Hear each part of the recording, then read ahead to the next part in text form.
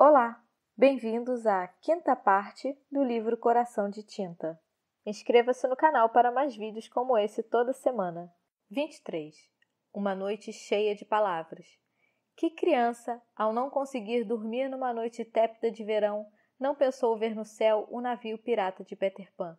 Quero lhe ensinar a ver esse navio. Roberto Cotronel, Se uma criança numa manhã de verão. Meg ficou no hotel enquanto Mo foi à agência buscar o automóvel que havia reservado. Ela levou uma cadeira até a sacada e ficou contemplando o mar através da balaustrada pintada de branco. Como um vidro azul, ele brilhava ao longe, além das casas, e Meg tentou não pensar em nada, simplesmente em coisa nenhuma. O alarme de um automóvel ecoava até lá em cima, tão alto que ela quase não ouviu Elinor bater na porta. Ela já estava voltando pelo corredor quando Meg abriu a porta. — Ah, você está aí? Disse Elinor, e voltou meio encabulada. Ela escondia alguma coisa nas costas. — Estou. Mo foi buscar o automóvel. Trouxe uma coisa para você, de despedida, disse Elinor, tirando um pacote achatado das costas. Não foi fácil achar um livro sem vilões, mas tinha que ser necessariamente um que seu pai pudesse ler para você sem causar danos. Acho que com esse aqui nada de ruim pode acontecer. Meg abriu a embalagem de papel florido. Na capa do livro viam-se duas crianças e um cão. Elas estavam ajoelhadas num pedaço estreito de rocha ou de pedra e olhavam preocupadas para o abismo atrás delas. — São poemas, declarou Elinor. Não sabia se você gostava desse tipo de coisa, mas pensei que, se o seu pai lesse para você, eles certamente soariam maravilhosos. Meg abriu o livro. Ela leu. Nunca lavo minha sombra, mesmo que a tenha há tanto tempo. As palavras vieram sopradas das páginas até ela, como uma pequena melodia. Ela fechou o livro novamente com cuidado. — Obrigada, Elinor. Infelizmente, não tenho nada para você. — Ah, mas eu também tenho algo muito bom, disse Elinor, tirando mais um pacotinho da bolsa recém-adquirida. — O que uma devoradora de livros como você vai fazer com um livro só? Esse aqui é melhor você ler sozinha. Dentro dele há um monte de vilões. Apesar disso, eu acho que você vai gostar. Afinal de contas, nada como algumas páginas para nos consolar quando estamos fora de casa, você não acha? Meg concordou com a cabeça. Mo me prometeu que iremos nos encontrar com você depois de amanhã, ela disse. Você vai se despedir dele antes de partir, não é? Ela pôs o primeiro presente de Elinor em cima da cômoda e abriu o segundo. Era um livro grosso. Isso era bom. — Ah, não! Prefiro que você faça isso por mim.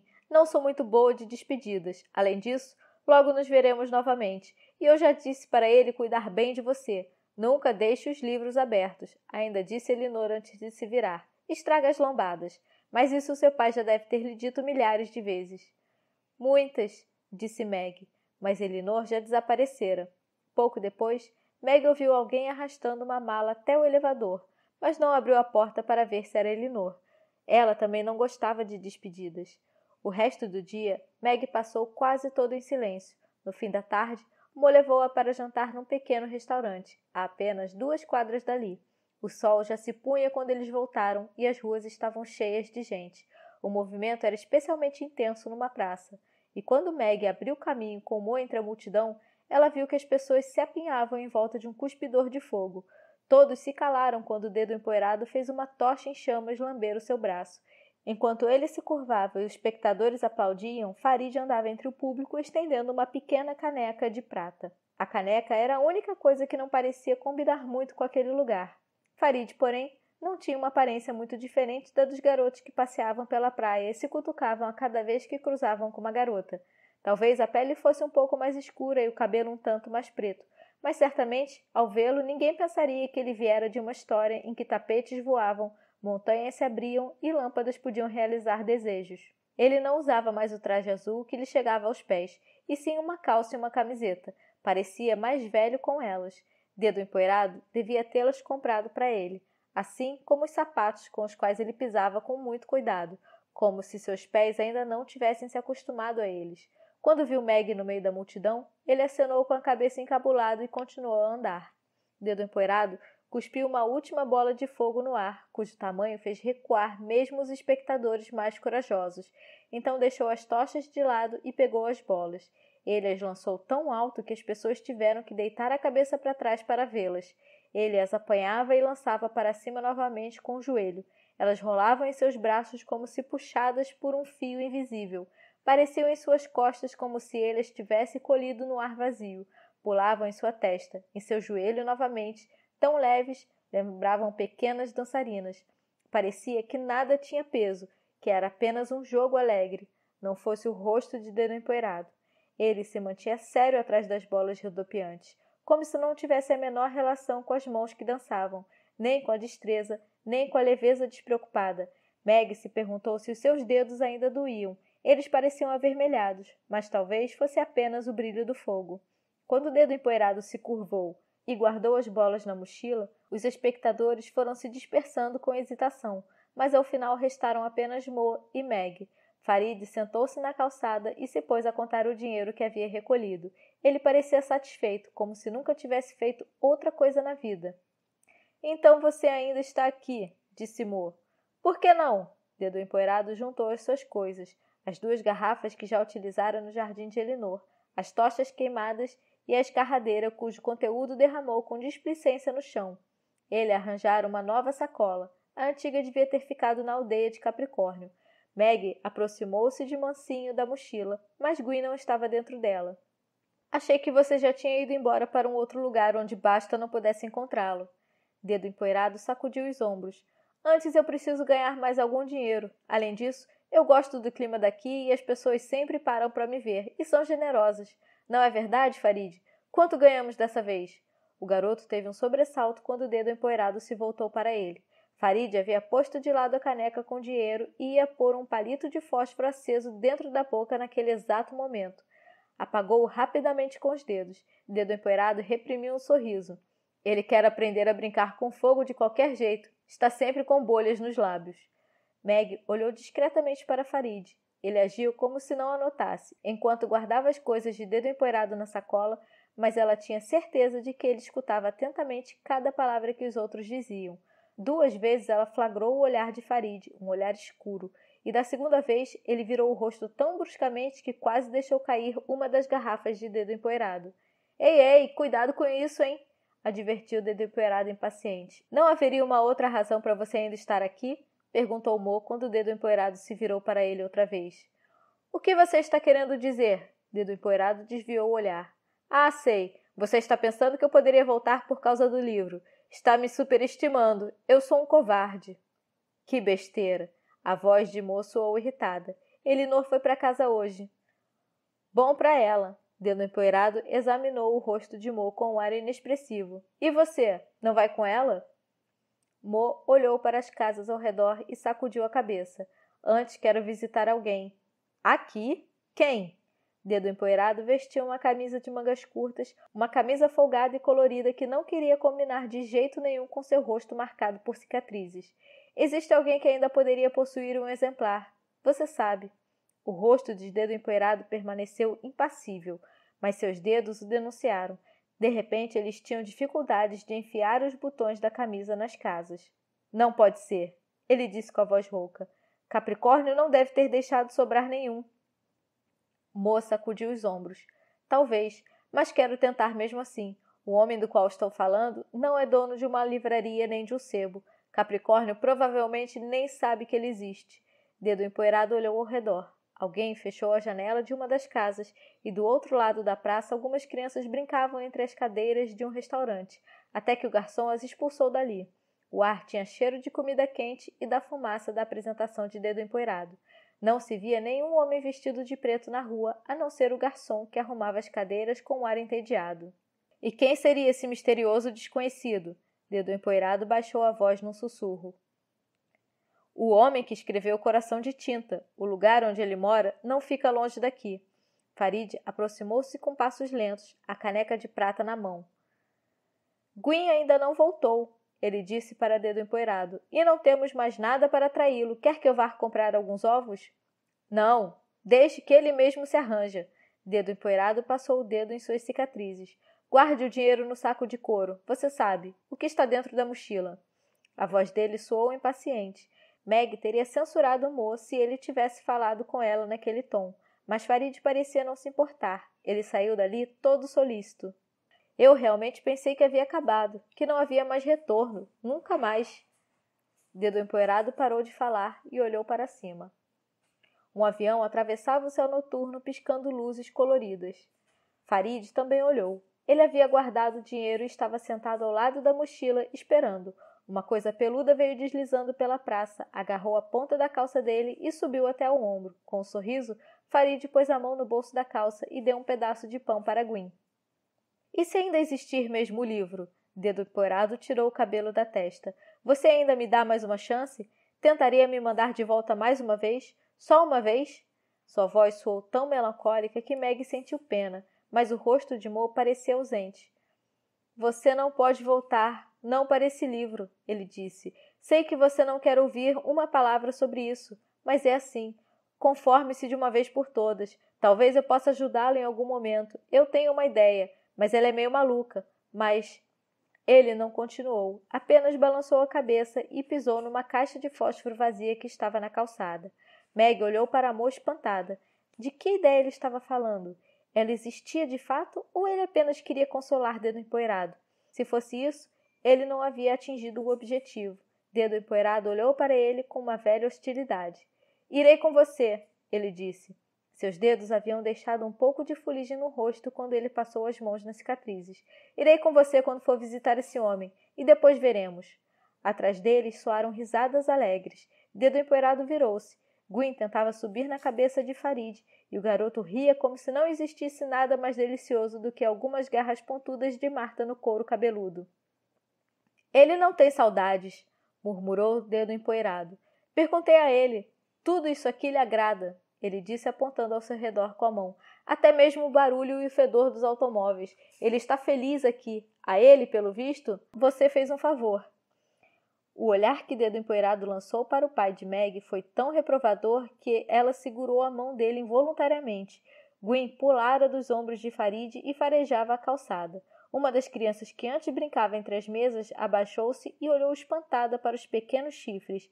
Mas antes que ela pudesse estender a mão para o bichinho, Farid se pôs no meio deles, pegou Gwyn e sentou-se novamente com a Marta nos ombros. Onde mora esse... Dedo Empoeirado não terminou a frase. Há cerca de 1 hora daqui. Dedo Empoeirado calou-se. No céu piscavam novamente as luzes de um avião. Às vezes, de manhã bem cedinho, quando eu ia para o poço me lavar, ele murmurou, havia umas fadinhas minúsculas voando sobre a água, só um pouco maiores do que as libélulas de vocês, e azuis como violetas. Elas gostavam de voar nos cabelos da gente, às vezes até cuspiam no nosso rosto. Elas não eram muito gentis, mas à noite elas brilhavam como vagalumes. De vez em quando, eu apanhava uma delas e trancava num vidro. Quem soltar uma fada à noite antes de dormir terá sonhos maravilhosos. Capricórnio disse que havia duendes e gigantes, disse Meg baixinho.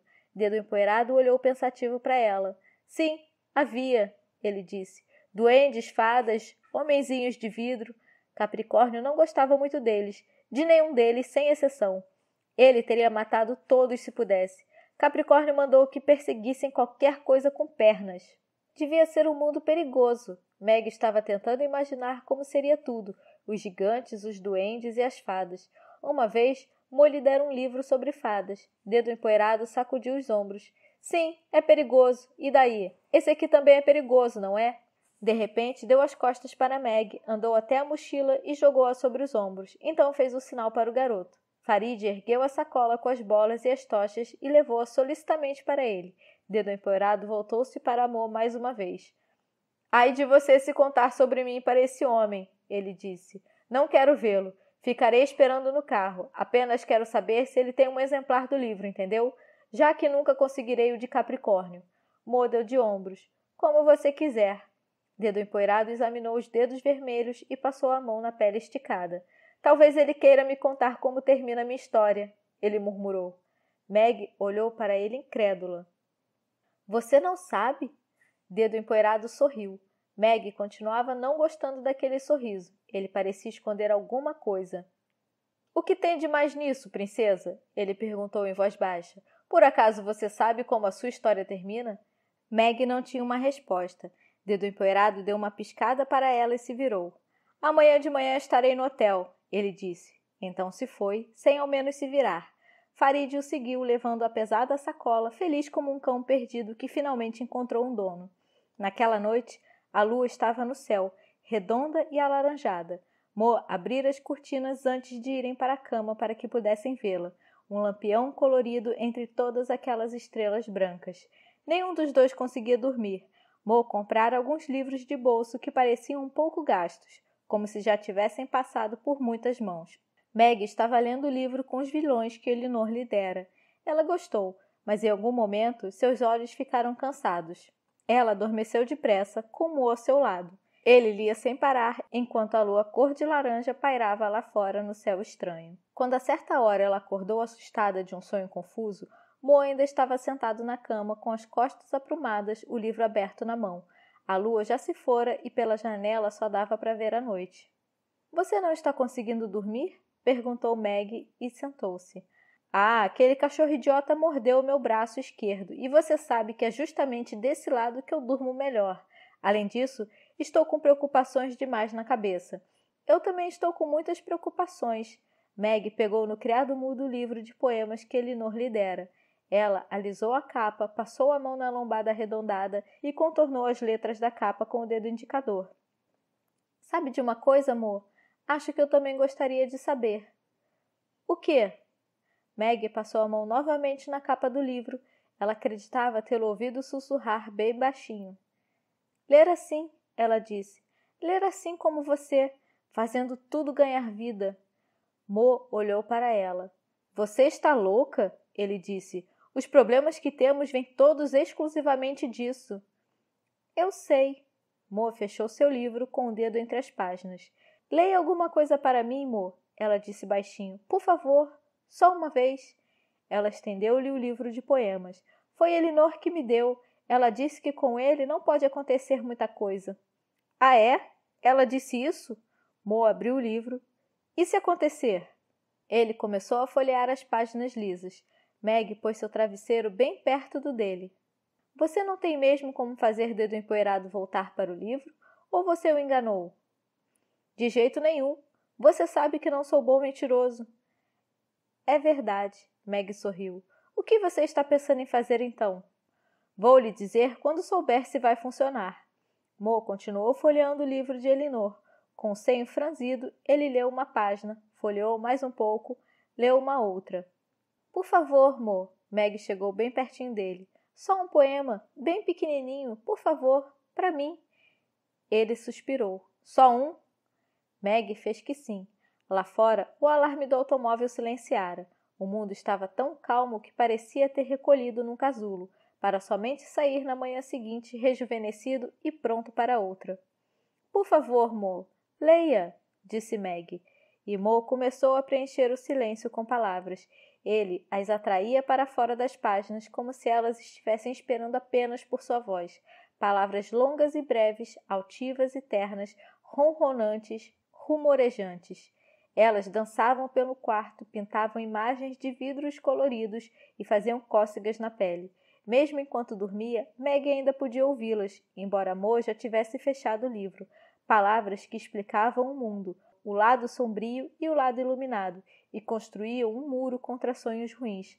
Naquela noite, nem um único pesadelo conseguiu atravessá-lo. Na manhã seguinte, um passarinho voava sobre a cama de Meg, cor de laranja como o luar da noite anterior. Ela tentou pegá-lo, mas ele voou pela janela. O céu azul esperava por ele. O passarinho bateu no vidro várias vezes, machucando a cabecinha minúscula, até que Mo abriu a janela e o deixou sair. — E então, você ainda gostaria de conseguir ler como eu? Perguntou Mo, depois que Meg seguiu o pássaro com o olhar até ele se fundir com o azul. — Ele era maravilhoso, ela disse. — Sim, mas será que vai gostar daqui? Perguntou Mo. E quem será que foi para o lugar dele, lá de onde ele veio? Meg sentou-se perto da janela, enquanto Mo descia para pagar a conta.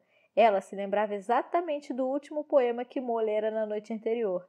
Ela pegou o livro no criado mudo, hesitou por um instante e abriu-o.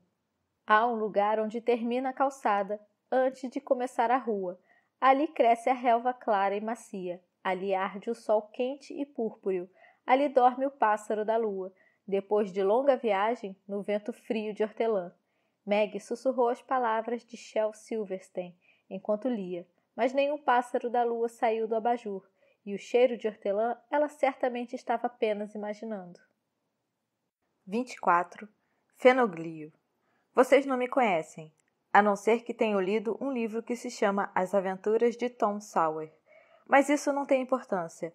Foi o Sr. Mark Twain quem fez o livro, e o que ele conta ali dentro é verdade. Quer dizer, mais ou menos.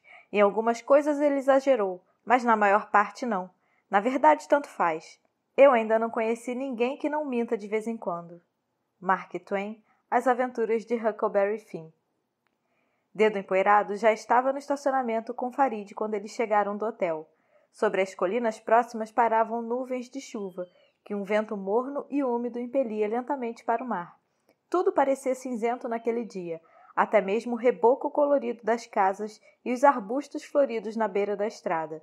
Mo pegou a estrada costeira, que Elinor dissera ter sido construída pelos romanos, e seguiu na direção oeste. Durante toda a viagem, o mar estava à esquerda deles, a água até o horizonte, algumas vezes escondido pelas casas, outras pelas árvores. Naquela manhã não parecia tão convidativo como no dia em que Meg viera das montanhas com Elinor e Dedo Empoeirado. O cinza do céu refletia-se opaco nas ondas, e a espuma borbulhava como num balde de água suja. Várias vezes, quando deu por si, Meg estava olhando de novo para a direita, na direção das colinas, entre as quais, em algum lugar, se escondia a aldeia de Capricórnio. Uma vez, ela até mesmo pensou ter visto a pálida torre da igreja atrás de um monte escuro, e seu coração disparou, embora ela soubesse que aquela não podia ser a igreja de Capricórnio. Afinal de contas, seus pés ainda se lembravam perfeitamente do longo caminho. Mo dirigia mais depressa do que de costume, muito mais depressa. Parecia louco para chegar. Depois de quase uma hora, eles saíram da estrada costeira e seguiram por uma estradinha estreita e sinuosa que os conduziu através de um vale cinzento, coberto de construções. As encostas estavam repletas de estufas com vidraças caídas contra o sol, que naquele dia se ocultava atrás das nuvens. Somente quando a estrada começou a subir, o verde voltou a aparecer dos dois lados da estrada. Campos incultos empurravam os muros, e oliveiras retorciam-se à beira da estrada. Eles passaram por algumas bifurcações e várias vezes Mo precisou consultar o mapa que havia comprado, mas no final os nomes nas placas estavam sempre certos. Eles entraram numa pequena vila que não tinha quase nada além de uma praça, algumas casas e uma igreja que se parecia muito com a da aldeia de Capricórnio. Quando desceu do carro, Meg avistou o mar lá embaixo. Mesmo daquela distância, via-se a espuma nas ondas. Tão agitado ele estava naquele dia cinzento. Mo estacionara o carro na praça, ao lado do monumento aos mortos de 2 guerras passadas. A lista de nomes era extensa para um lugarejo tão pequeno. Meg teve a impressão de que havia quase tantos nomes quanto casas na aldeia. Pode deixar aberto que eu tomo conta, disse Dedo Empoeirado quando Mo quis trancar o carro. Ele jogou a mochila nos ombros, prendeu Gwyn na corrente embora Marta estivesse cochilando e sentou-se num degrau da escadaria do monumento. Sem dizer uma palavra, Farid acomodou-se ao lado dele, mas Meg foi atrás de Mo. Lembre-se que você prometeu a não dizer nada sobre mim, gritou o Dedo Empoeirado atrás deles. Está bem, respondeu Mo. Farid estava brincando com fósforos novamente. Meg surpreendeu-o quando se virou mais uma vez para observar o local. Ele já aprendera a apagar o palito na boca, mas Dedo Empoeirado tirou os fósforos dele assim mesmo e Farid ficou olhando infeliz para as mãos vazias. Com a profissão de seu pai, Meg tivera oportunidade de conhecer muitas pessoas que gostavam de livros, pessoas que os vendiam, colecionavam, imprimiam ou, como Mo, cuidavam deles para que não se deteriorassem, mas nunca antes ela havia encontrado alguém que escrevia as frases que preenchiam todas aquelas páginas. Ela nem ao menos sabia o nome do autor de alguns dos seus livros favoritos. O que dizer, então, da cara que eles tinham? Ela sempre via os personagens que surgiam das palavras, nunca os que estavam por trás delas e os que haviam inventado. Era como o Mo havia dito. A maior parte das vezes, imaginamos os escritores mortos ou então muito, muito velhos. Mas o homem que abriu a porta depois de Mo ter tocado 2 vezes a campainha não era nem uma coisa nem outra. Bem, velho ele era, sim, bastante velho pelo menos aos olhos de Meg, com uns 60 anos no mínimo, ou talvez mais. Seu rosto era enrugado como o de uma tartaruga, mas seus cabelos eram pretos, sem o menor reflexo grisalho. Mais tarde ela descobriria que ele os tingia. E não parecia exatamente frágil. Ao contrário, ele se plantou diante deles no batente da porta de uma maneira tão imponente que a língua de Meg ficou paralisada na hora. Felizmente não aconteceu o mesmo com Mo. Senhor Fenoglio? Ele perguntou. Sim. Seu rosto adquiriu uma expressão ainda mais ausente. Todas as rugas se encheram de desagrado, mas isso não pareceu impressionar Mo. Mortimer Folchart, ele se apresentou. Essa é minha filha, Meg.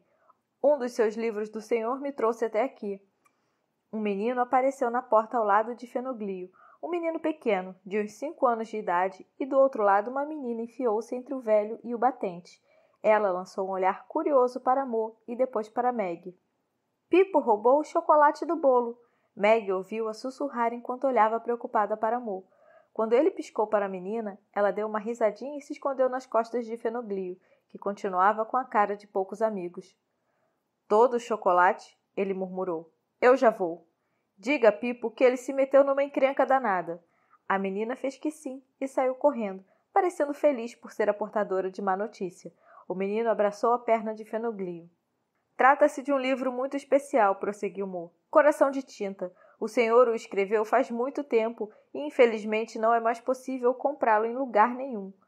Meg mal conseguia acreditar que as palavras se desgrudavam dos lábios de Mo, com o olhar sombrio que ainda repousava sobre ele. Sei. E daí? Fenoglio cruzou os braços. A menina apareceu novamente à esquerda dele. Pipo se escondeu, ela sussurrou.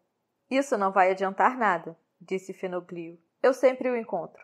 A menina disparou dali novamente. Meg a ouviu chamar pelo ladrão de chocolate dentro da casa, mas Fenoglio voltou-se para Mo. O que o senhor deseja? Caso queira me fazer perguntas capciosas sobre o livro, esqueça. Não tenho tempo para essas coisas. Além disso, como o senhor mesmo disse, já faz uma eternidade que o escrevi. Não quero fazer perguntas, a não ser uma. Eu gostaria de saber se o senhor ainda possui alguns exemplares e se poderia me vender um deles. Agora o velho homem já não olhava para Mo com um ar tão ausente. Ora, vejam só, o senhor deve ter de fato gostado do livro. Sinto-me lisonjeado, muito embora... Seu rosto se fechou novamente. O senhor não é um desses malucos que colecionam livros raros só porque são raros, é? Mo sorriu. Não, ele disse. Eu gostaria de lê-lo. Só de lê-lo. Fenoglio apoiou um braço no batente da porta e olhou para a casa da frente, como se temesse que ela pudesse desmoronar no instante seguinte. A viela onde ele morava era tão estreita que, se Mo esticasse os braços, ele poderia tocar os 2 lados. Muitas das casas eram feitas de pedras rústicas cor de areia, como as casas na aldeia de Capricórnio. Porém, ali havia flores nas janelas e também nas escadas, e muitas janelas pareciam recém-pintadas. Na frente de uma casa havia um carrinho de bebê, diante de outra, uma lambreta, e ouviam-se vozes pelas janelas abertas. Em algum momento, pensou Meg, a aldeia de Capricórnio havia sido como aquela. Uma velha senhora passou por eles e olhou desconfiada para os estranhos. Fenoglio acenou para ela com a cabeça, murmurou um breve cumprimento e esperou até que ela desaparecesse atrás de uma porta pintada de verde. Coração de Tinta, ele disse. Faz muito tempo mesmo, e é estranho que o senhor venha me perguntar justamente por ele. A menina voltou. Ela puxou a manga de Fenoglio e cochichou alguma coisa em seu ouvido. O rosto de tartaruga de Fenoglio abriu-se num sorriso. Meg gostou muito mais dele assim. Eu sei. Ele sempre se esconde lá, Paula. Ele disse baixinho para a menina. Talvez você deva aconselhá-lo a tentar um esconderijo melhor. Paula saiu correndo pela 3ª vez, não sem antes lançar para Meg um olhar cheio de curiosidade. Bem, vamos entrar, disse Fenoglio. Sem mais uma palavra, ele fez um sinal para Mo e Meg entrarem na casa. Mancando, pois o menino ainda estava pendurado na sua perna feito um macaquinho, ele os conduziu ao longo de um estreito corredor. Ao final, Fenoglio abriu a porta que dava para a cozinha, onde em cima da mesa se encontravam as ruínas de um bolo. A cobertura marrom estava cheia de buracos, como a capa de um livro ruído pelas traças durante muitos anos. Pipo! Fenoglio gritou tão alto que a própria Meg estremeceu, embora não se sentisse culpada por nenhum crime. Sei que você está me ouvindo, e agora escute bem. Para cada buraco nesse bolo vou dar um nó no seu nariz, entendeu? Meg ouviu uma risadinha. Parecia vir do armário que havia ao lado da geladeira. Fenoglio partiu um pedaço de bolo furado para si. Paula, ele disse, dê um pedaço para a menina, caso ela não se importe com os buracos. Paula saiu de sobre a mesa e esperou a resposta de Meg. Eu não me importo, disse Meg. Então Paula pegou uma faca enorme, cortou um pedaço igualmente enorme do bolo e pôs em cima da toalha na frente de Meg. Pipo, passe um dos pratos de rosas para cá, disse Fenoglio. De dentro do armário saiu uma mão com um prato. Os dedos estavam marrons de chocolate. Meg pegou-o rapidamente antes que caísse e pôs o pedaço de bolo em cima dele. O senhor também quer? Perguntou Fenoglio para Mo. Eu preferiria o livro, respondeu Mo. Ele estava bastante pálido. Fenoglio colheu o menino da sua perna e sentou-se. Rico, vá procurar uma outra árvore, ele disse e então voltou-se para Mo com um ar pensativo. Não posso lhe dar o livro. Não possuo mais nenhum exemplar. Todos foram roubados, todos. Eu o emprestei para uma exposição sobre livros infantis antigos, em Gênova. Entre eles havia uma edição especial, ricamente ilustrada, e também um exemplar com uma dedicatória do ilustrador. Os 2 livros que pertenciam aos meus filhos, junto com todas as anotações que eles rabiscaram, eu sempre pedi a eles que sublinhassem as partes de que mais gostavam. E, finalmente, o meu exemplar pessoal. Todos foram roubados, 2 dias após a inauguração da exposição. Mo passou a mão no rosto como se pudesse apagar dele a decepção. Roubados, ele disse. É claro. É claro? Fenoglio apertou os olhos e olhou para Mo cheio de curiosidade. O senhor precisa me explicar isso. Não o deixarei sair da minha casa antes de saber por que o senhor está interessado justamente nesse livro. Olhe que posso soltar as crianças em cima do senhor, o que não seria nada agradável. Mo tentou sorrir, mas não conseguiu muito bem. O meu também foi roubado, ele disse finalmente, e também era um exemplar muito especial. Incrível! Fenoglio ergueu as sobrancelhas. Elas pareciam lagartas arrepiadas sobre seus olhos. Vamos, conte-me. Toda a hostilidade desaparecera do rosto do homem. A curiosidade tomara seu lugar. Nada além da pura curiosidade. Nos olhos de Fenoglio, Meg reconheceu a mesma fome insaciável por histórias que ela sentia a cada vez que um novo livro aparecia diante de seus olhos. Não há muito o que contar, respondeu Mo, e Meg percebeu na voz do pai que ele não pretendia contar a verdade ao velho escritor. Eu restauro livros. Vivo disso. Encontrei o seu livro num sebo há muitos anos. Eu pretendia reencaderná-lo e depois vendê-lo, mas gostei tanto que acabei ficando com ele. Então ele foi roubado e eu tentei em vão adquirir um novo exemplar. Uma amiga que entende muito de livros raros finalmente me sugeriu que procurasse o próprio autor. Foi ela que conseguiu seu endereço para mim, e então eu vim até aqui. Fenoglio apanhou algumas migalhas de bolo da mesa. Muito bem, ele disse, mas me conte o resto da história. O que o senhor está querendo dizer? O velho homem olhou firme para Mo até que esse virou a cabeça e olhou pela estreita janela da cozinha. Estou querendo dizer que consigo farejar boas histórias a quilômetros de distância. Portanto, não tente esconder uma de mim. Vamos lá, desembuche. O senhor também receberá um pedaço desse fabuloso bolo furado. Paula sentou-se no colo de Fenoglio, encaixou a cabeça debaixo do queixo dele e ficou olhando para Mo tão cheia de expectativas como seu velho avô. Mas Mo sacudiu a cabeça. Não, acho melhor deixar isso para lá. De qualquer forma, o senhor não acreditaria numa só palavra. Oh, eu acredito nas coisas mais malucas, retrucou Fenoglio enquanto cortava um pedaço de bolo para Mo. Eu acredito em qualquer história, desde que seja bem contada. A porta do armário abriu-se um pouquinho e Meg viu a cabeça de um menino sair para fora. E o meu castigo? Ele perguntou. Devia ser Pipo, a julgar pelos dedos sujos de chocolate. Depois, disse Fenoglio, agora tenho outra coisa para fazer. Decepcionado, Pipo saiu do armário. Você disse que ia dar nós no meu nariz. Nó duplo, nó de marinheiro, nó de borboleta, o que você quiser, mas antes preciso ouvir essa história. Fique fazendo mais algumas traquinagens até que eu tenha tempo para os seus nós. Pipo fez uma tromba e desapareceu no corredor. O outro menininho correu depressa atrás dele. Mo continuava calado, enfiando migalhas de bolo no tampo arranhado da mesa e desenhando figuras invisíveis com o dedo. Nessa história, aparece uma pessoa, E eu prometi que não falaria dela para você, ele disse finalmente. Uma promessa ruim não se torna melhor só porque foi cumprida, disse Fenoglio. Pelo menos é o que está escrito num dos meus livros preferidos. Não sei se foi uma promessa ruim. Mo suspirou e olhou para o teto, como se pudesse encontrar nele a resposta. Está bem, vou lhe contar, mas Dedo Empoeirado vai me matar se souber. Dedo Empoeirado? Uma vez eu dei esse nome a um personagem. É claro, um dos saltimbancos de Coração de Tinta. Chorei ao narrar sua morte no último capítulo, de tão emocionante que a cena ficou. Meg quase engasgou com um pedaço de bolo que acabara de pôr na boca, mas Fenoglio prosseguiu impassível. Não são muitos personagens que morrem nos meus livros, mas às vezes simplesmente acontece. As cenas de morte não são fáceis de escrever. Elas logo ficam piegas, mas a de Dedo Empoeirado naquela época realmente saiu muito bem. Perplexa, Meg olhou para Mo. Ele morre? Mas você sabia disso? É claro, eu li a história inteira, Meg. Mas por que você não contou para ele? Ele não quis ouvir. Fenoglio acompanhou o diálogo com cara de desentendido e de imensa curiosidade. Quem o mata? Perguntou Meg. Basta? Ah, basta! Fenoglio sorriu de contentamento. Todas as suas rugas encheram-se de satisfação consigo mesmo. Um dos melhores vilões que já criei, um cão raivoso, mas não chega aos pés do meu outro herói do mal, Capricórnio. Basta arrancaria o próprio coração por ele, mas Capricórnio nada sabe de tais paixões.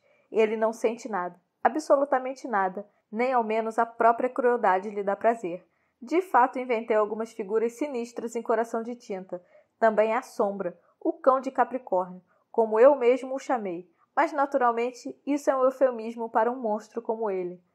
Sombra? A voz de Meg quase não passava de um sussurro. Ele mata Dedo Empoeirado? Não, desculpe, esqueci completamente a sua pergunta. Quando começo a falar dos meus personagens, é difícil me fazer parar. Não é um dos homens de Capricórnio que mata Dedo Empoeirado. Realmente a cena ficou muito boa. Dedo Empoeirado tem uma espécie de Marta de estimação. O capanga de Capricórnio quer matá-la, pois sente um grande prazer em matar pequenos animais. Bem, Dedo Empoeirado tenta salvar um amiguinho peludo e morre por ele. Meg emudeceu. Pobre Dedo Empoeirado, ela pensou. Pobre Dedo Empoeirado. Ela simplesmente não conseguia pensar em mais nada. Qual dos homens de Capricórnio? Ela perguntou. Nariz Chato ou Cockrell? Fenoglio olhou para ela cheio de espanto. Incrível! Você consegue gravar todos os nomes? Eu esqueço a maioria deles assim que acabo de inventá-los. Não é nenhum dos dois, Meg, disse Mo. No livro, o nome do assassino nem sequer é mencionado.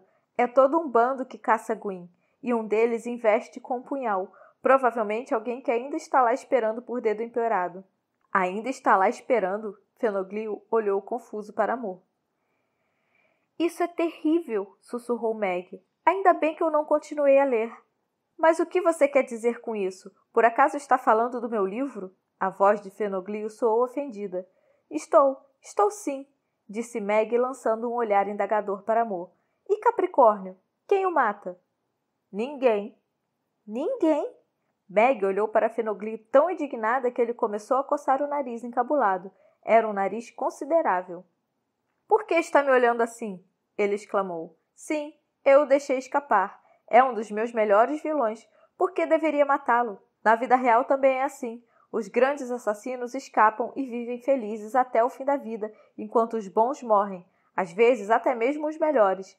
Assim é que são as coisas. Por que nos livros tem que ser sempre diferente? E basta. Ele também fica vivo? Meg lembrou-se do que Farid dissera na cabana. Por que você não os matam? Era o que eles pretendiam fazer conosco. Basta também ficar vivo, respondeu Fenoglio. Na época, aventei por um tempo a ideia de fazer uma continuação de Coração de Tinta e não queria renunciar aos dois. Eu estava orgulhoso deles. Bem, Sombra também não saiu mal. Não, realmente, mas gosto mais das minhas figuras humanas. Sabe, se você me perguntasse de qual dos dois eu tinha mais orgulho, de Basta ou de Capricórnio, eu não saberia dizer.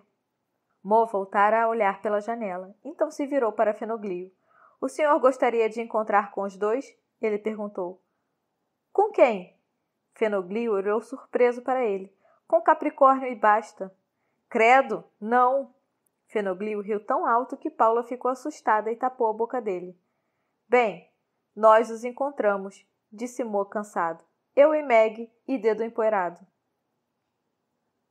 25. O final errado. Uma história, um romance, um conto. Essas coisas assemelham-se a seres vivos, e talvez o sejam de fato. Elas têm sua cabeça, suas pernas, sua circulação sanguínea e sua roupa, como pessoas de verdade. Eric Kastner, Emil e os Detetives. Fenoglio ainda ficou calado por um bom tempo depois que Mo terminou sua história. Paula já havia saído em busca de Pipo e Rico. Meg ouvia seus passos ruidosos no assoalho de madeira no andar de cima, para lá e para cá, um salto, um escorregão, risadinhas e gritinhos. Mas a cozinha de Fenoglio estava tão silenciosa que se ouvia o tic-tac do relógio na parede ao lado da janela. Ele tem cicatrizes no rosto? O senhor sabe? Ele olhou para Mo à espera de uma resposta. Mo confirmou com a cabeça. Fenoglio retirou algumas migalhas de bolo da sua calça. Foi Basta quem lhe fez as cicatrizes, ele disse, porque os dois gostavam da mesma garota. Mo fez que sim novamente. Sim, eu sei. Fenoglio olhou pela janela. As fadas trataram os cortes, ele disse. Por isso ficaram apenas cicatrizes finas, quase nada mais do que 3 traços descorados na pele, não é? Mo confirmou, e Fenoglio olhou novamente para fora. Na casa da frente, uma janela estava aberta. Dava para ouvir uma mulher brigando com uma criança. Na verdade, eu deveria estar muito orgulhoso, murmurou Fenoglio. Todo escritor deseja criar figuras cheias de vida, e as minhas até mesmo saíram para fora do livro. Foi porque o meu pai leu em voz alta, disse Meg. Ele pode fazer isso com outros livros também. Ah, é claro. Fenoglio balançou a cabeça para a frente. Que bom que você me lembrou disso, senão eu poderia me considerar um pequeno deus, não é? Mas sinto muito por sua mãe, embora, desse ponto de vista, isso também não seja culpa minha. Para o meu pai é pior, disse Meg. Eu não me lembro dela. Mo olhou surpreso para ela. É natural, você era mais nova do que os meus netos. Fenoglio observou pensativo e andou até a janela. Eu realmente gostaria de vê-lo. Me refiro a Dedo Empoeirado. Agora, naturalmente, estou com pena de ter inventado um final tão triste para o pobre coitado, mas que combina com ele de alguma maneira. Como disse Shakespeare de uma forma tão bonita, cada um desempenha o seu papel. E o meu é triste. Ele olhou para a rua. No andar de cima, alguma coisa se espatifou, mas Fenoglio não pareceu muito interessado. Eles são mesmo seus filhos? Perguntou Meg apontando para cima. Deus me livre! Não, são meus netos. Uma das minhas filhas também mora aqui na aldeia. Eles vêm sempre aqui e eu conto histórias para eles. Conto histórias para metade da aldeia, mas não sinto mais vontade de escrevê-las. Onde ele está agora? Fenoglio voltou-se para Mo com um olhar indagador. Dedo Empoeirado? Não posso lhe dizer. Ele não quer vê-lo. Ele teve um choque quando meu pai lhe contou sobre o senhor, acrescentou Meg. Mas Dedo Empoeirado precisa saber que vai acontecer com ele, ela pensou. Ele tem que saber. Aí então ele vai entender que realmente não pode voltar. E mesmo assim vai continuar sentindo saudades para sempre.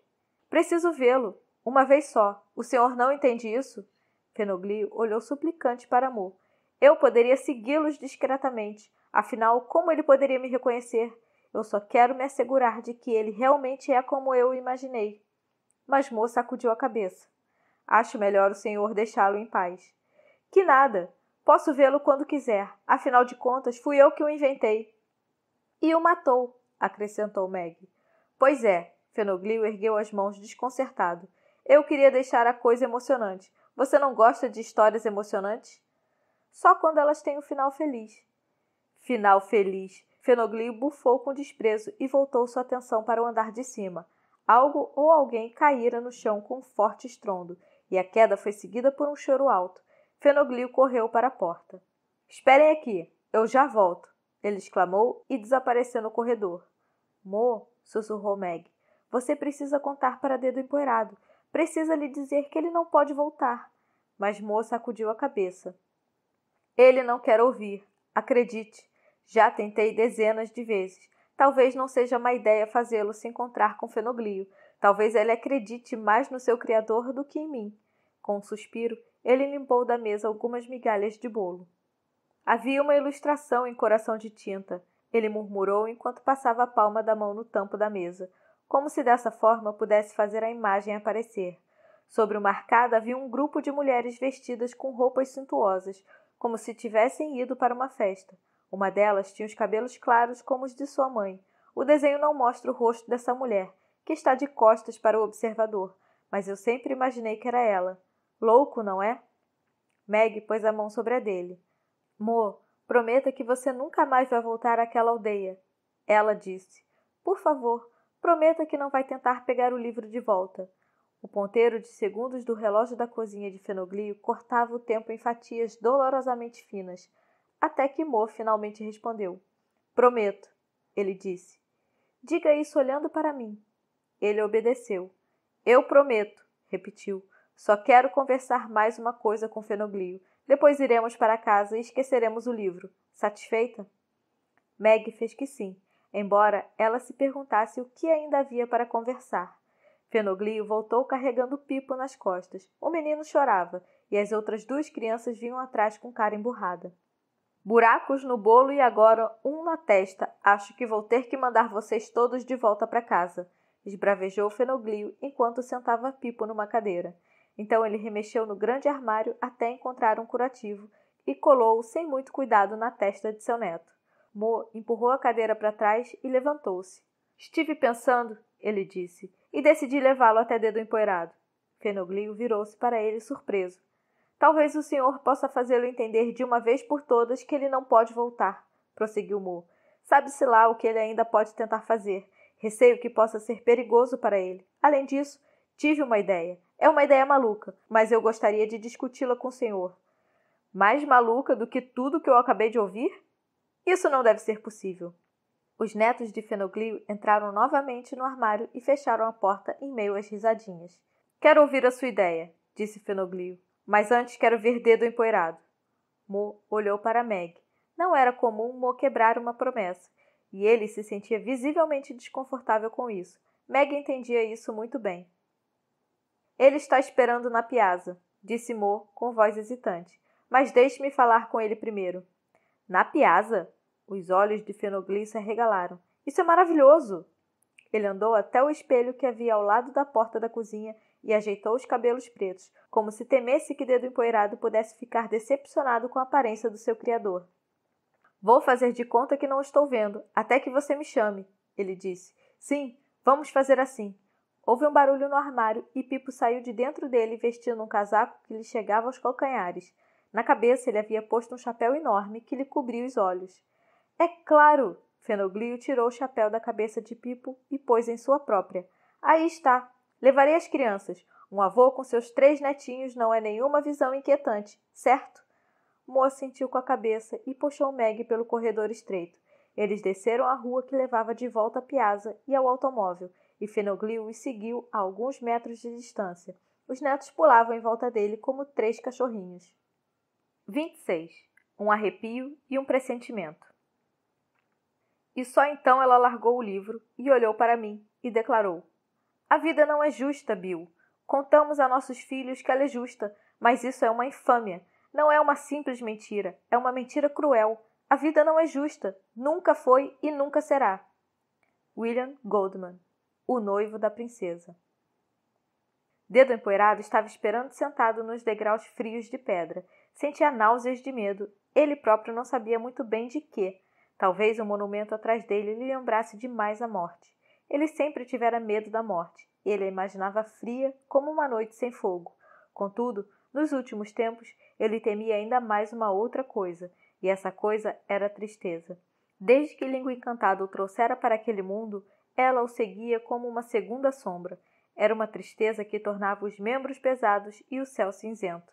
Ao lado dele, Farid pulava os degraus da escadaria, para cima e para baixo, com paisagens e uma cara faceira, como se Língua Encantada o tivesse transportado diretamente para o paraíso. O que o fazia tão feliz? Dedo Empoeirado olhou em volta, observou as casas estreitas, amarelas, cor-de-rosa, cor de pêssego, as janelas verde escuras e os telhados vermelhos como ferrugem, o oleandro florido na frente de um muro como se seus galhos estivessem em chamas, os gatos que passeavam em cima dos muros quentes.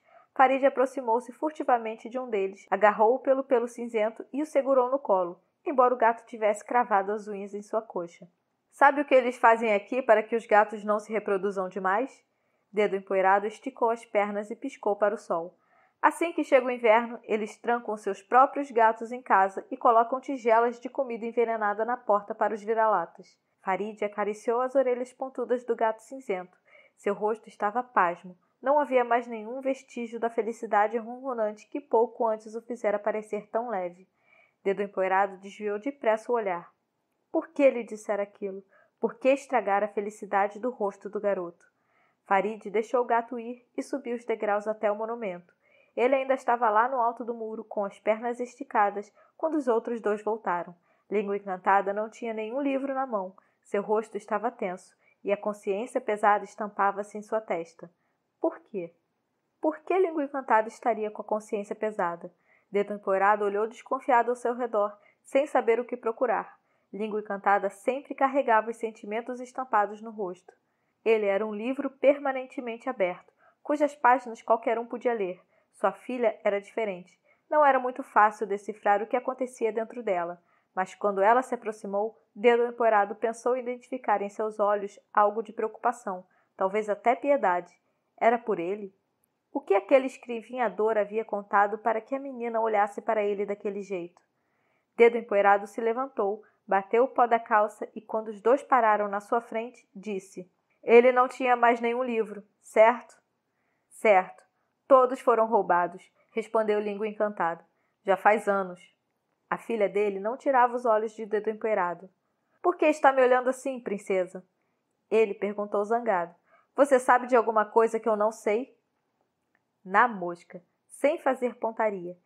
Ele não queria acertar nada, muito menos uma verdade. A menina mordeu os lábios, ainda olhando para ele com aquela mistura de piedade e preocupação. Dedo empoeirado passou a mão nas cicatrizes, coladas em seu rosto como um cartão postal, lembranças de Basta. Não havia dia em que ele conseguisse esquecer do cão raivoso de Capricórnio, por mais que desejasse. Para você agradar ainda mais as garotas no futuro, basta sussurrar em seu ouvido antes de limpar o sangue da navalha. Ah, mas que droga! Mas que droga! Dedo empoeirado deu um pontapé no muro, tão forte que ficou sentindo o pé durante dias. Você contou sobre mim para o escrevinhador, ele gritou com Língua Encantada. E agora até a sua filha sabe mais sobre mim do que eu próprio. Pois bem, desembuche. Agora eu também quero saber. Conte. Afinal, você sempre quis fazer isso. Basta me estrangula, é isso? Ele estica o meu pescoço, prende a minha respiração até eu ficar duro que nem uma bengala, não é? Mas como isso me afetaria? Agora que Basta está aqui, a história se modificou. Ela só pode ter se modificado. Basta não pode fazer nada contra mim se você me mandar de volta. Dedo empoeirado deu um passo na direção de Língua Encantada. Queria agarrá-lo, sacudi-lo, bater nele por tudo que lhe fizera, mas a menina se pôs entre os dois.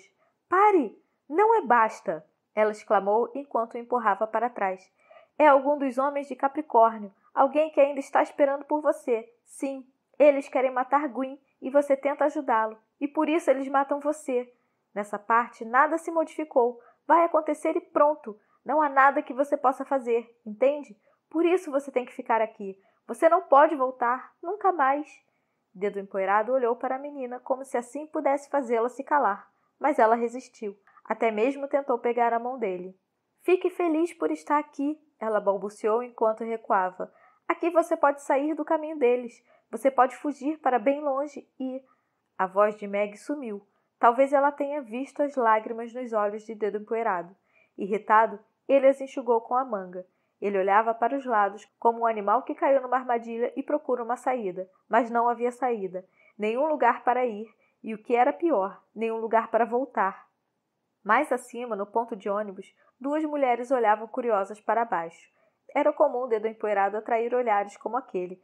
Todos viam que ele não pertencia àquele mundo. Um forasteiro. Era o que ele era e sempre seria. Do outro lado da praça, 3 crianças e um homem mais velho jogavam futebol com uma lata. Farid olhou para eles.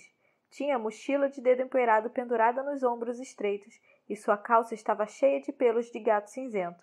O menino encontrava-se absorto em pensamentos, enfiando os dedos dos pés descalço entre as pedras do calçamento. Vivia tirando o tênis que Dedo Empoeirado comprara para ele. Mesmo no asfalto quente andava descalço, os tênis amarrados na mochila, como uma presa que levava para casa. Dedo Empoeirado também olhou para as crianças que estavam brincando. O velho que estava com elas não acabara de acenar? Dedo Empoeirado deu um passo atrás. Um arrepio correu por sua espinha. Meus netos estão muito admirados com a Marta domesticada que aquele garoto traz pela corrente, disse o velho quando se aproximou. Dedo Empoeirado deu mais um passo para trás. Por que o homem olhava para ele daquela maneira? Ele o examinava de um jeito totalmente diferente do das mulheres no ponto de ônibus. As crianças afirmam que a Marta sabe fazer piruetas e que o garoto come fogo. Será que podemos nos aproximar e ver isso de perto? O arrepio espalhou-se pelo corpo de Dedo Empoeirado, embora o sol queimasse sua pele. A maneira como o velho olhava para ele, como a um cão que fugira de casa havia muito tempo e agora voltara, com o rabo entre as pernas e talvez cheio de piolhos, mas sem dúvida alguma o seu cão. — Que absurdo! Não há pirueta alguma! Ele gritou. — Não há nada para ver aqui! Ele recuou mais um passo, mas o velho o acompanhou, como se uma fita invisível os unisse. — Sinto muito! Ele disse erguendo a mão como se quisesse tocar suas cicatrizes. Dedo Empoeirado bateu com as costas num automóvel estacionado. Então o velho escritor estava bem na sua frente, o jeito embasbacado como olhava para ele. — Suma daqui! Dedo Empoeirado empurrou-o bruscamente. — Farid, traga as minhas coisas! O garoto correu para o lado dele. Dedo Empoeirado arrancou a mochila das suas costas, pegou a Marta e a enfiou dentro dela, sem dar atenção aos seus dentes arreganhados. O velho olhava para os chifres de Gwyn. Com um movimento rápido, Dedo Empoeirado pendurou a mochila nas costas e tentou passar por ele. — Por favor, quero apenas conversar com você. O velho se pôs no caminho de Dedo Empoeirado e segurou no braço dele. — Mas eu não! Dedo Empoeirado tentou se soltar. Seus dedos ossudos eram espantosamente fortes, mas ele tinha a navalha de basta. Ele a tirou da mochila e a segurou sobre o queixo do velho. Sua mão tremia. Ele nunca sentira prazer em encostar uma lâmina no rosto de alguém. Mas o velho cedeu. E Dedo Empoeirado começou a correr. Ele não deu atenção ao que Língua Encantada gritava atrás dele. Corria, como antigamente precisara fazer tantas vezes. Em suas pernas ele podia confiar, embora ainda não soubesse até onde elas o levariam. Deixou para trás a aldeia, a estrada, enfiou-se debaixo de árvores, abriu caminho em meio à relva selvagem, deixou-se engolir por arbustos amarelos como mostarda, escondeu-se na folhagem prateada das oliveiras, sempre se afastando das casas, das estradas pavimentadas. A natureza sempre o protegera. Somente quando começou a sentir dor ao respirar, Dedo Empoeirado jogou-se na relva, atrás de uma cisterna abandonada na qual os sapos coachavam e a água da chuva acumulada evaporava ao sol. Ele ficou ali deitado, ofegante, ouvindo as batidas do seu próprio coração e olhando para o céu. Quem era o velho? Ele levou um susto. O garoto estava na sua frente. Ele o seguira. — Suma daqui! Gritou o Dedo Empoeirado. O garoto agachou-se entre as flores selvagens.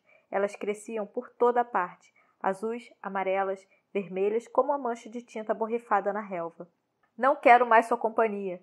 Disse Dedo Empoeirado secamente. O garoto ficou calado, colheu uma orquídea selvagem e examinou suas pétalas. A flor parecia uma abelha num caule. — Que flor mais estranha! Ele murmurou. — Nunca vi uma flor assim. Dedo Empoeirado sentou-se e apoiou as costas na parede da cisterna. — Você vai se arrepender se vier atrás de mim, ele disse. — Eu vou voltar. Você sabe para onde? Somente quando disse isso ele tomou consciência de que já estava decidido, já fazia tempo. Ele voltaria. Dedo Empoeirado, o covarde, voltaria para a Toca do Leão.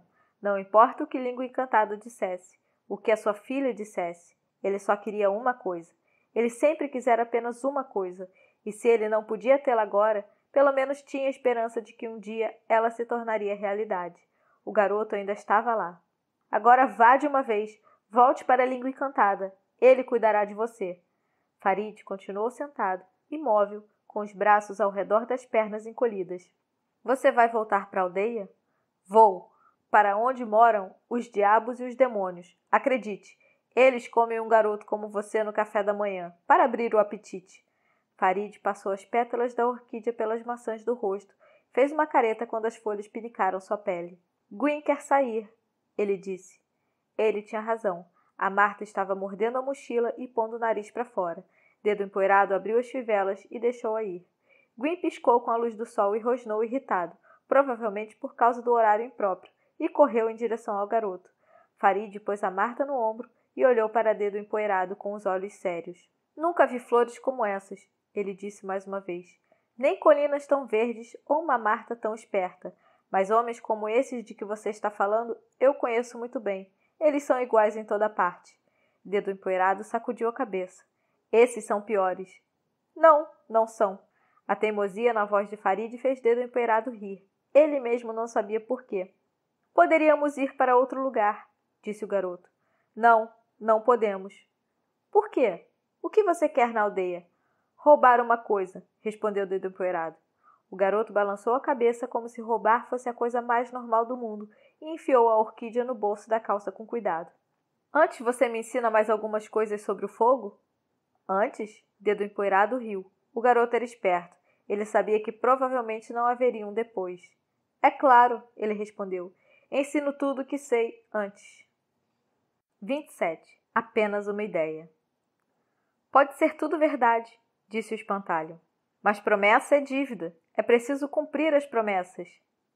L. Frank Baum, o Mágico de Oz. Eles não foram para a casa de Elinor depois que Dedo empoeirado os deixou. Meg, sei que prometi a você que iríamos para a casa de Elinor, disse Mo quando estavam os dois meio perdidos na praça diante do monumento. Mas eu gostaria de partir só amanhã. Como já lhe disse, preciso conversar com Fenoglio. O velho homem ainda estava no mesmo lugar onde havia falado com Dedo empoeirado, olhando fixamente para a rua. Seus netos o puxavam pela manga e o chamavam, mas ele parecia não notá-los. Você quer conversar com ele sobre o quê? Mo sentou-se na escada do monumento e puxou Meg para junto de si. Está vendo aqueles nomes ali? Ele perguntou enquanto apontava para cima, onde letras cinzeladas na pedra falavam de homens que não existiam mais. Atrás de cada um desses nomes há uma família, uma mãe ou um pai, irmãos, talvez uma esposa. Se um deles descobrisse que pode dar vida às palavras, o que agora é apenas um nome poderia se tornar carne e osso novamente. Você não acha que eles fariam tudo, tudo mesmo para que isso acontecesse? Meg olhou para a longa sequência de nomes. Ao lado do primeiro, alguém pintara um coração, e nas pedras adiante do monumento havia um buquê de flores secas. Ninguém pode despertar os mortos, Meg, prosseguiu Mo. Talvez seja verdade que a morte é apenas o começo de uma nova história, mas ainda ninguém leu o livro em que ela está escrita, e o seu autor certamente não mora num lugarejo na costa, onde joga futebol com seus netos. Mas o nome da sua mãe não está escrito numa dessas pedras, está escondido em algum lugar num livro, e eu tenho uma ideia de como talvez ainda seja possível mudar o que aconteceu há 9 anos. Você quer voltar? Não, eu não quero. Eu dei a minha palavra a você. E já deixei de cumpri-la alguma vez? Meg fez que não com a cabeça. A palavra que você deu a Dedo empoeirado, ela pensou. Você quebrou, mas não disse o que estava pensando. Então, está vendo? Disse Mo. Quero conversar com Fenoglio. Só por isso quero ficar aqui mais um dia. Meg olhou para o mar. O sol rompera entre as nuvens e a água de repente brilhava e reluzia, como se alguém tivesse derramado tinta sobre ela. Não é longe daqui, ela murmurou. O quê? A aldeia de Capricórnio. Mo olhou para o oeste. É estranho que ele tenha vindo morar justamente aqui, não é? Como se ele tivesse procurado um lugar parecido com o país da sua história. E se ele nos encontrar? Impossível. Você sabe quantos lugarejos como esse existem nessa costa? Meg sacudiu os ombros. Ele já o encontrou uma vez, e você estava muito mais longe. Ele me encontrou com a ajuda de Dedo empoeirado, que com certeza não o ajudará novamente. Mo se pôs de pé e ergueu Meg. Venha, vamos perguntar a Fenoglio onde podemos passar a noite. Além disso, parece que ele está precisando de companhia. Fenoglio não revelou se Dedo empoeirado era como ele havia imaginado. Foi bastante lacônico quando os dois o acompanharam de volta para casa. Mas quando Mo lhe disse que ele e Meg gostariam de ficar mais um dia, seu rosto iluminou-se um pouco. Ele até mesmo lhe ofereceu um apartamento que de vez em quando alugava para turistas. Mo aceitou agradecido. Ele e o velho escritor ficaram conversando até o fim da tarde. enquanto os netos de Fenoglio corriam atrás de Meg por aquela casa cheia de esconderijos. Os 2 homens sentaram-se no escritório de Fenoglio, que ficava ao lado da cozinha. Meg tentou várias vezes escutar através da porta fechada, mas Pipo e Rico sempre a apanhavam com suas mãozinhas sujas e a puxavam para a escada antes que ela tivesse conseguido ouvir 10 palavras.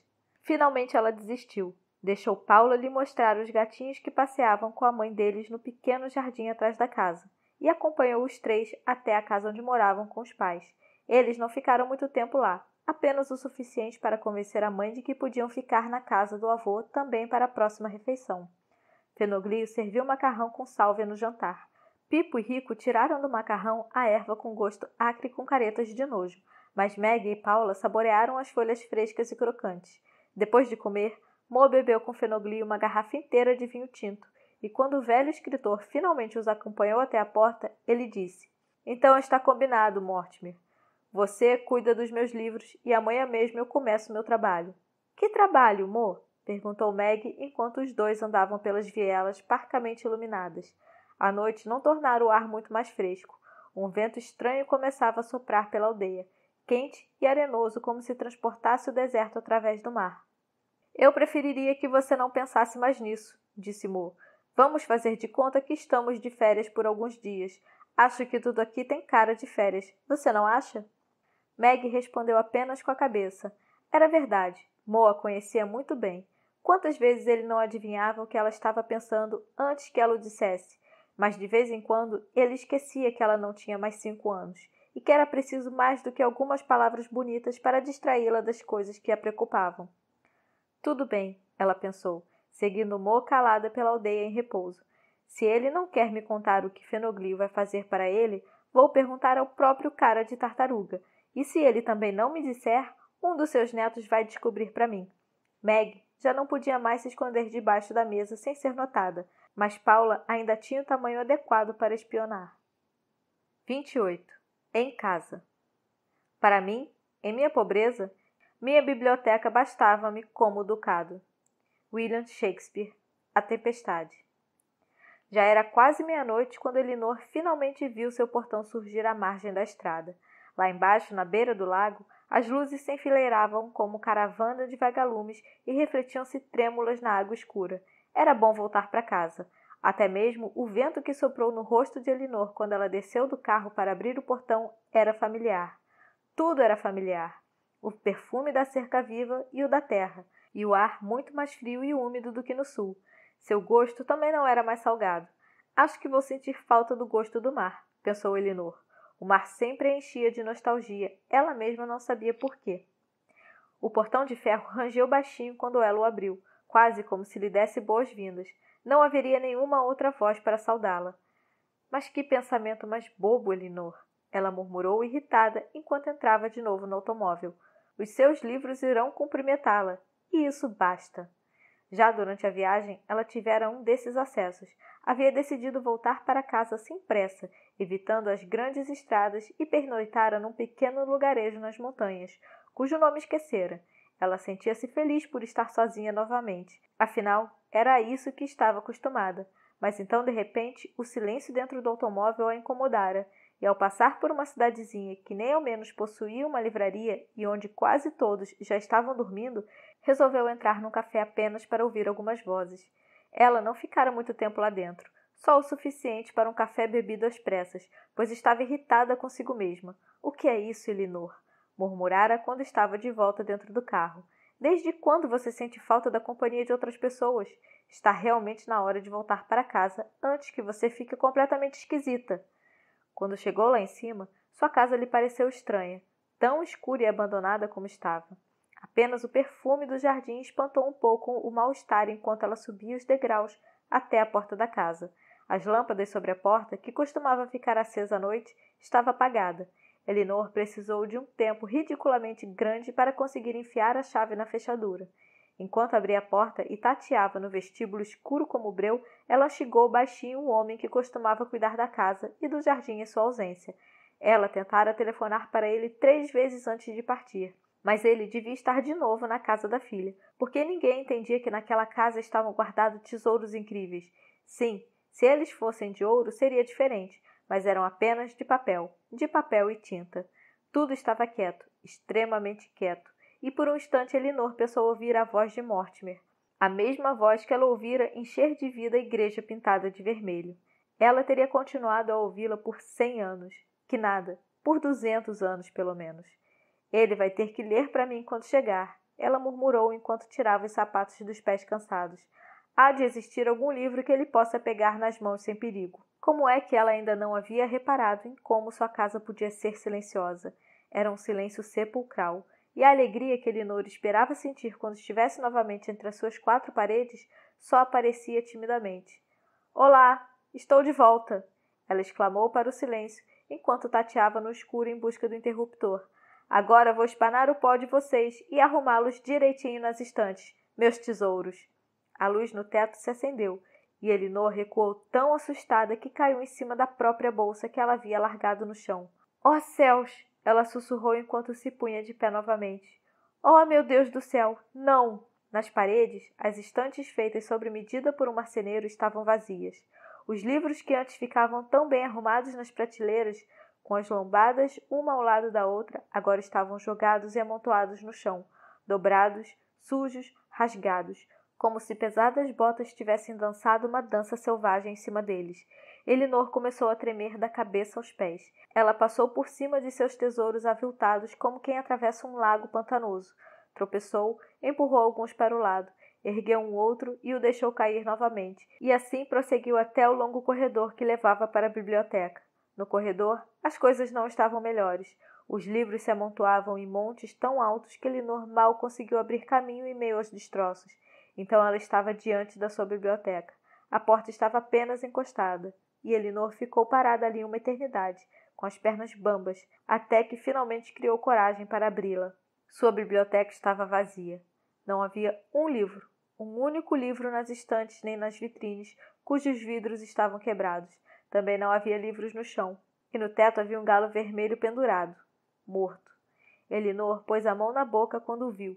Ele estava de cabeça para baixo, a crista cobrindo os olhos petrificados. Suas penas ainda brilhavam, como se a vida tivesse se refugiado nelas, nas delicadas penas ruivas do peito, nas asas com manchas escuras e nas longas penas da cauda, verde e brilhantes como seda. Uma das janelas estava aberta. Uma seta preta tinha sido desenhada com carvão na veneziana. Ela apontava para fora. Elinor correu para a janela, com os pés cambaleantes de medo. A noite não estava escuro bastante para esconder o que havia lá fora no gramado. Um monte disforme de cinzas esbranquiçadas sobre a luz da lua, cinza claro como as asas das traças, cinza como o papel queimado. Ali estavam eles, seus preciosos livros ou o que restara deles. Elinor ajoelhou-se no assoalho cuja madeira escolhera com tanto critério.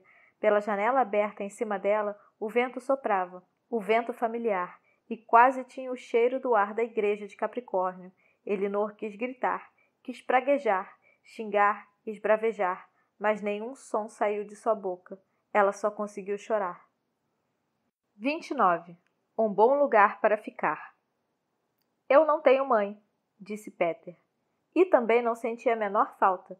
Ele achava que se exagerava muito no valor das mães. James M. Barrie, Peter Pan.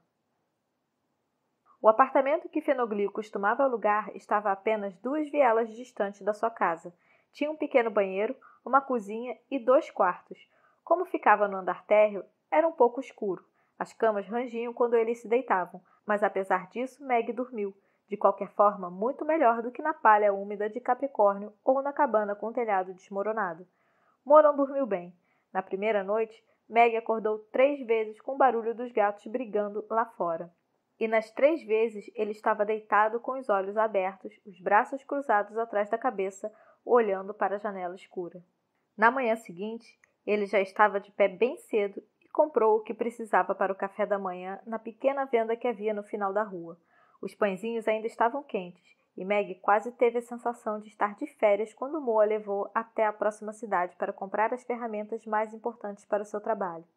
Pincéis, estiletes, tecido, papelão e um sorvete verdadeiramente gigantesco que eles tomaram juntos num café com vista para o mar. Meg ainda estava com o gosto do sorvete na boca quando eles bateram na porta da casa de Fenoglio. O velho tomou mais um café com Mo em sua cozinha pintada de verde, e depois levou os dois para o sótão, onde guardava os seus livros. — Você não está falando sério, protestou Mo quando estavam diante das estantes cobertas de pó. Você deveria ser proibido de ficar com eles imediatamente. Qual foi a última vez que esteve aqui em cima?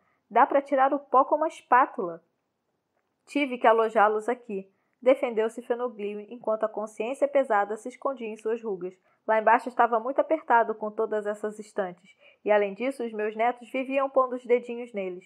Bem, eles não teriam provocado tantos estragos quanto o pó e a umidade, disse Mo, com a voz tão zangada que Fenoglio se retirou. Pobre criança!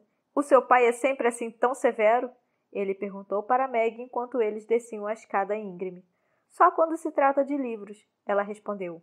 Fenoglio enfiou-se no escritório antes que ela pudesse fazer qualquer pergunta. Seus netos andavam na escola e no jardim de infância, então ela pegou os livros que Elinor lhe dera e sentou-se com eles na escada que dava para o jardinzinho de Fenoglio. Ali cresciam roseiras silvestres, tão cheias que mal se podia dar um passo sem se enroscar em suas gravinhas. E do último degrau dava para ver o mar distante, mas que parecia tão próximo. Meg abriu o livro de poemas. O sol estava claro e ela teve que apertar os olhos, mas antes de começar a ler, ela olhou para trás para se certificar de que Mo não havia descido novamente. Não queria que ele a surpreendesse fazendo o que pretendia fazer. Estava envergonhada, mas a tentação era grande demais. Depois de se certificar de que não vinha ninguém, ela respirou fundo e pigarreou, e começou. Ela formou cada palavra com os lábios, como vira Mo fazer, quase carinhosamente, como se cada letra fosse uma nota que, se pronunciada com indiferença, desafinaria na melodia. Mas logo ela notou que, quando dava atenção a cada palavra, a frase deixava de soar e que, se prestasse atenção apenas ao som e não ao sentido, as imagens atrás dela se perdiam. Era difícil, muito difícil, e o sol começou a deixá-la sonolenta, até que finalmente ela fechou o livro e ficou sentindo seus raios mornos tocarem-lhe o rosto. De qualquer forma, tentar aquilo tinha sido uma atitude boba, muito boba. No final da tarde vieram Pipo, Paula e Rico, e Meg foi passear com eles pela aldeia. Eles foram até a venda em que Mo estivera de manhã. Sentaram juntos em cima de um muro no final da aldeia. Observaram as formigas carregando sementes e flores pelas pedras e contaram os navios que passavam ao longe no mar. Mais um dia se passou dessa maneira. De vez em quando, Meg se perguntava por onde andaria Dedo empoeirado, e se Farid ainda estava com ele, como estava Eleonor, e se ela também se perguntava onde eles estariam. Não havia resposta para nenhuma dessas perguntas, e Meg também não descobriu o que Fenoglio fazia atrás da porta de seu escritório. Ele morde o lápis, relatou Paula uma vez em que conseguiu se esconder debaixo da escrivania. Ele morde o lápis e fica andando para lá e para cá. Mo, quando vamos encontrar com Elinor? Meg perguntou na segunda noite, quando notou que ele não conseguia dormir de novo. Ela se sentou na beira da cama dele. Rangia tanto quanto a dela. Logo, ele respondeu. Mas agora vá dormir, está bem? Você sente falta dela? A própria Meg não sabia de onde viera aquela pergunta tão direta. Ela simplesmente estava em sua língua e teve que sair. Mo demorou para responder. Às vezes, ele respondeu finalmente. De manhã, à tarde, à noite, quase sempre. Meg sentiu o ciúme cravar suas pequenas garras no coração dela. Ela conhecia a sensação, que aparecia sempre que Mo arranjava uma nova amiga, mas ciúmes da própria mãe? Conte-me sobre ela, Meg disse baixinho. Mas nada de histórias inventadas como as que você me contava antigamente. Antigamente, ela havia procurado em seus livros uma mãe que combinasse com ela, mas em seus livros preferidos quase não havia mães. Tom Sawyer, sem mãe. Huck Finn, também.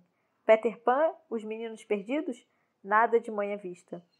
Jim Knopf, órfão. E nos contos de fadas só haviam madrastas malvadas, mães ciumentas sem coração. A lista poderia continuar indefinidamente. Antigamente, isso consolara Meg. Não ter mãe não parecia ser tão fora do comum, pelo menos não em suas histórias preferidas. O que você quer que eu conte? Mo olhou para a janela. Lá fora, os gatos estavam brigando novamente. Seus gritos soavam como o choro de bebês. Você se parece mais com ela do que comigo. Felizmente. Ela ri como você. Ela come uma mecha do cabelo enquanto lê, igualzinha a você. Ela é míope, mas é vaidosa demais para usar óculos. Entendo. Maggie sentou-se ao lado dele. O braço de Mo quase não doía mais. A mordida do cão de Basta estava praticamente curada, mas ficaria uma cicatriz, clara como aquela deixada 9 anos antes pela navalha de Basta. Como você entende? Eu gosto de óculos, disse Mo. Eu não. E daí? Ela gosta de pedras, pedras chatas e arredondadas, que acariciam a mão.